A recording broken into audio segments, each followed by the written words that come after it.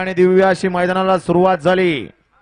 पुणे जिल्हा केसरी 2024 भव्य आणि दिव्य असं अंबरवेटकरांचं मैदान आणि या मैदानाला सुरुवात झाली। या मैदानाचा गट क्रमांक 1 सुटण्यासाठी सज्ज आला।